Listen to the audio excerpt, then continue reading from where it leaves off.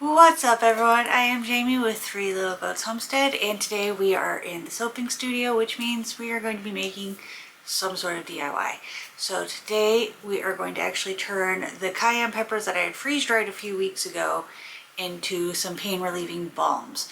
I've been letting it hang out in some castor and olive oil for the last few weeks, and so now it is a gorgeous red color and it is ready to be used. So without further ado, let's get started. A couple of videos ago, we freeze dried some peppers, and I have been infusing them in some castor oil and olive oil. I also have some freeze dried turmeric in here, as well as some ginger in here. So this is what we're going to use today for our balm. You can also make it a salve if you like it a little bit softer. I prefer a balm, especially since I use this predominantly on my neck and on my shoulders, so that way it doesn't goop up my hair when I'm applying it. So the first thing I've done, I've already started to kind of heat up my beeswax. I use a Wilton chocolate candy melt.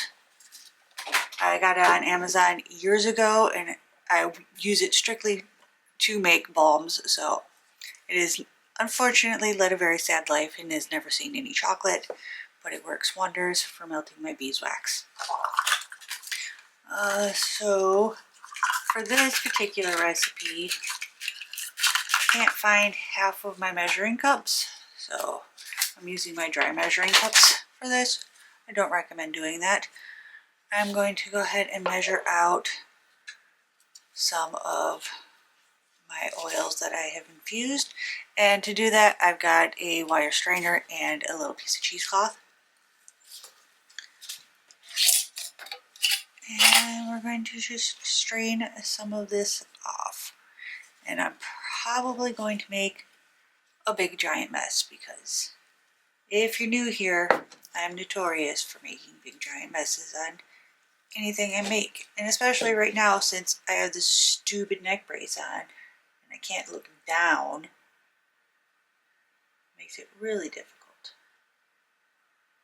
So I'm going to strain this.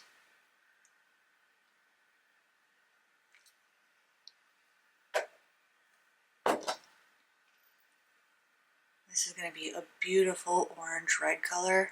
Oh, you know what? I really cannot wait to use it, because I've already done a few markets this week, and my back and shoulders and neck have been screaming.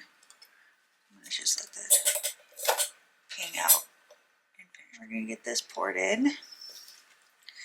I'm going to make sure we get all of that goodness out.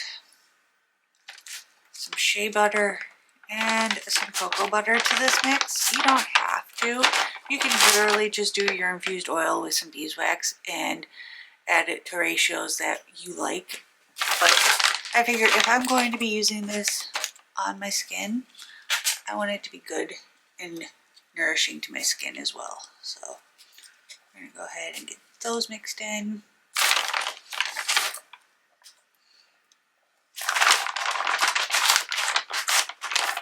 I don't put a whole lot of shea and cocoa butter in, just enough. So I'm going to get this back on the melter to get it all melted back down. Alright, so everything is melted down. I'm actually going to add in my essential oils now. I'm adding some rosemary, bergamot, some ginger, and a few other essential oils that are really good for pain. I'm going to give this a good mix in. Make sure nothing gets hard. And we're going to pour these into our pots. Now, while I was waiting for all of this to melt down, I sprayed everything with 99% rubbing alcohol. And so now that that's dry and everything's melted, we can go ahead and pour our balms.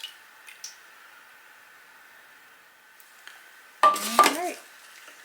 And while those are hardening, I'll go ahead and make the labels for them, and I'll bring you guys back when it's time to label them and they're nice and hard. Alright, so our balm is hard. I actually took one It wasn't quite full all the way, so I put it in a sample tin. This will go inside for me because I definitely use this pretty much every night. So this is mine. I'm going to label up the rest of these guys.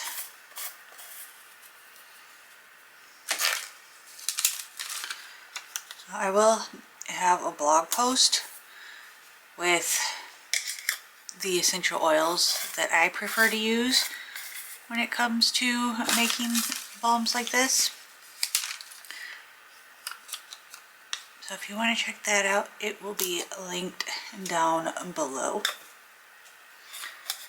I'm actually going to wait a few more minutes to put the back labels on because the bottoms are still a little warm. And because I use a thermal printer, I don't want to put a thermal label on a container that is still warm because it'll just turn it black. But these are the back of my labels. I do have a warning for external use and to keep away from eyes and to make sure you wash your hands thoroughly after using, because you do not want to get this stuff in your eyes. So I guess I'll see you guys in the outro. Alright y'all, so that is what I have got for you guys today. Like I said, I will have a blog post down with some essential oils that you can add to your balms if you want to make this at home, as well as a full recipe on what exactly I used today in the balm. And you can always tweak it and make it your own as well, which I always encourage you to do. So if you like this video, be sure to give it a big thumbs up. It really does help.